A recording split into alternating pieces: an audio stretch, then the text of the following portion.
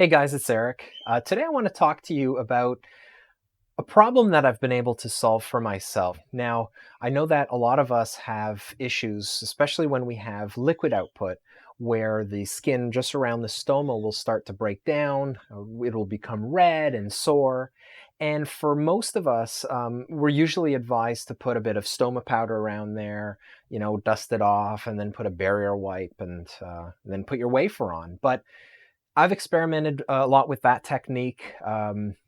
They do call it crusting. So when you create these layers of stoma powder, barrier wipe, and then put more stoma powder on that and put another layer of barrier wipe on it, it's called crusting. Most stoma nurses would use that term. But I found that that wasn't really effective. The results were often hit and miss. It wasn't consistent enough for me. So what I started doing was I started using barrier rings in replacement of crusting.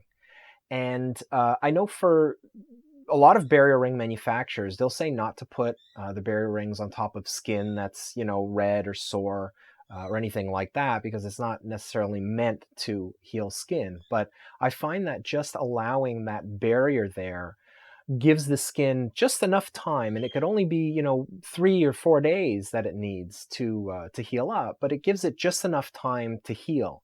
And I find that if I do that consistently, then I really don't have any issues with my skin, at least not around the stoma. So I'm going to show you a few pictures here, and you'll see where I have quite a bit of irritation around the stoma. It was very sore, it was very weepy and red and all that good stuff. But you can see here from the before and after that there's a huge difference. And I'll put up a sequence here just so you can see the timeline. But you can see that there's a nice change from sore and red and not looking very good to a nice healed state. And that's kind of where you want to be all the time. So this is something that I do now. So I'll use, generally speaking, I'll use the thicker Ekin rings, and I find that the thick barrier rings help a little bit more than the thin ones. I find the thin ones tend to break down faster, and then it kind of defeats the purpose of keeping it there. So that might be something to try. So I hope that tip helps. You may want to talk to your stoma nurse before you start making any changes to your technique.